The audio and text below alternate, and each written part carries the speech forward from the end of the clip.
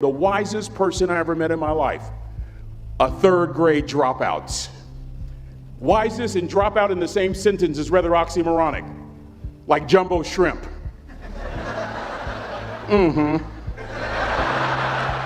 Like fun run, ain't nothing fun about it. Like Microsoft Works, y'all don't hear me. I used to say like country music, but I've lived in Texas so long, I love country music now. I hunt, I fish, I have cowboy boots and cowboy, y'all, I'm a black neck redneck. Do you hear what I'm saying to you? No longer oxymoronic for me to say country music. And it's not oxymoronic for me to say third grade and dropout. That third grade dropout, the wisest person I ever met in my life, who taught me to combine knowledge and wisdom to make an impact, was my father. A simple cook. Wisest man I ever met in my life. Just a simple cook. Left school in the third grade to help out on the family farm, but just because he left school doesn't mean his education stopped. Mark Twain once said, "I've never allowed my schooling to get in the way of my education." My father taught himself how to read, taught himself how to write, decided in the midst of Jim Crowism, as America was breathing the last gasp of the Civil War, my father decided he was going to stand and be a man. Not a black man, not a brown man, not a white man, but a man. He literally challenged himself to be the best that he could all the days of his life. I have 4 degrees. My brother is a judge. We're not the smartest ones in our family. It's a third grade dropout daddy.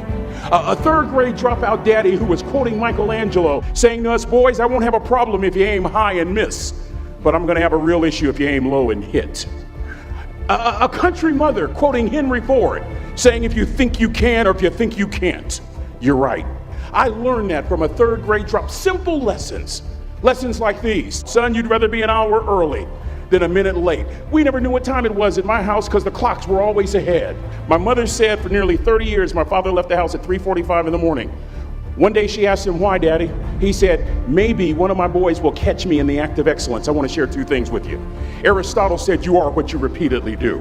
Therefore, excellence ought to be a habit, not an act. Don't ever forget that. I know you're tough, but always remember to be kind. Always. Don't ever forget that. Never embarrass mama. Yeah. If mama ain't happy, ain't nobody happy. If daddy ain't happy, don't nobody care. But you know, I'm trying to tell you. Next lesson. Lesson from a cook over there in the galley. Son, make sure your servant's towel is bigger than your ego. Ego is the anesthesia that deadens the pain of stupidity. Y'all might have a relative in mind you want to send that to. Let me say it again. Ego is the anesthesia that deadens the pain of stupidity. Pride is the burden of a foolish person. John Wooden coached basketball at UCLA for a living, but his calling was to impact people. And with all those national championships, guess what he was found doing in the middle of the week? Going into the cupboard, grabbing a broom, and sweeping his own gym floor. You want to make an impact? Find your broom. Every day of your life, you find your broom. You grow your influence that way. That way you're attracting people so that you can impact them. Final lesson. Son, if you're gonna do a job, do it right. I've always been told how average I can be. Always been criticized about being average. But I want to tell you something. I stand here before you, before all of these people, not listening to those words, but telling myself every single day to shoot for the stars, to be the best that I can be. Good enough isn't good enough if it can be better, and better isn't good enough if it can be best. Let me close with a very personal story that I think will bring all this into focus. Wisdom will come to you in the unlikeliest of sources, a lot of times through failure. When you hit rock bottom, remember this. While you're struggling, rock bottom can also be a great foundation on which to build and on which to grow. I'm not worried that you'll be successful. I'm worried that you won't fail from time to time. The person that gets up off the canvas and keeps growing, that's the person that will continue to grow their influence. Back in the 70s, to help me make this point, let me introduce you to someone. I met the finest woman I'd ever met in my life. Back in my day, we'd have called her a brick house. This woman was the finest woman I'd ever seen in my life. There's just one little problem. Back then, ladies didn't like big old linemen. The Blind Side hadn't come out yet. They like quarterbacks and running backs. We're at this dance, and I find out her name is Trina Williams from Lompoc, California. And we're all dancing, and we're just excited. And I decide in the middle of dancing with her that I would ask her for her phone number. Trina was the first one. Trina was the only woman in college who gave me her real telephone number. The next day, we walked to Baskin & Robbins ice cream parlor. My friends couldn't believe it. This has been 40 years ago, and my friends still can't believe it. We go on a second date, and a third date, and a fourth date. We drive from Chico to Vallejo so that she could meet my parents. My father meets her. My daddy, my hero, he meets her, pulls me to the side and says, "Is she psycho?" But anyway, we go together for a year, 2 years, 3 years, 4 years. By now, Trina's a senior in college. I'm still a freshman, but I'm working some things out. I'm so glad I graduated in 4 terms. Nixon, Ford, Carter, Reagan. So now it's time to propose. So I talk to her girlfriends, and it's California, it's in the 70s, so it has to be outside. Have to have a candle, and you have to have, some chocolate. Listen, I'm from the hood. I had a bottle of Boone's Farm wine. That's what I had. She said yes. That was the key.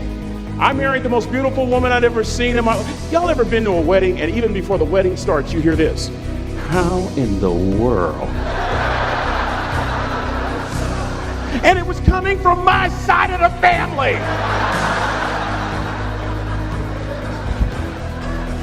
We get married, we have a few children, our lives are great. One day, Trina finds a lump in her left breast. Breast cancer. 6 years after that diagnosis, me and my 2 little boys walked up to Mommy's casket. And for 2 years, my heart didn't beat. If it wasn't for my faith in God, I wouldn't be standing here today. If it wasn't for those 2 little boys, there would have been no reason for which to go on. I was completely lost. That was rock bottom. You know what sustained me? The wisdom of a 3rd grade dropout. The wisdom of a simple cook. We're at the casket.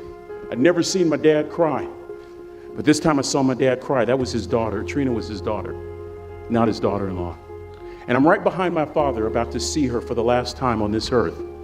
And my father shared 3 words with me that changed my life right there at the casket. It would be the last lesson he would ever teach me. He said, "Son, just stand. You keep standing. You keep standing, no matter how rough the sea, you keep standing." And I'm not talking about just water. You keep standing. No matter what, you don't give up. And as clearly as I'm talking to you today, these were some of her last words to me. She looked me in the eye and she said, "It doesn't matter to me any longer how long I live. What matters to me most is how I live." I ask y'all one question, a question that I was asked all my life by a 3rd grade dropout. How you living? How you living? Every day, ask yourself that question, how you living? Here's what a cook would suggest you to live this way. That you would not judge, that you would show up early, that you'd be kind, that you'd make sure that that servant's towel is huge and used, that if you're gonna do something, you do it the right way. That cook would tell you this, that it's never wrong to do the right thing, that how you do anything is how you do everything. And in that way, you will grow your influence to make an impact. In that way, you will honor all those who have gone before you, who have invested in you. Look in those unlikeliest places for wisdom. Enhance your life every day by seeking that wisdom and asking yourself every night, how am I living? May God richly bless y'all. Thank you for having me.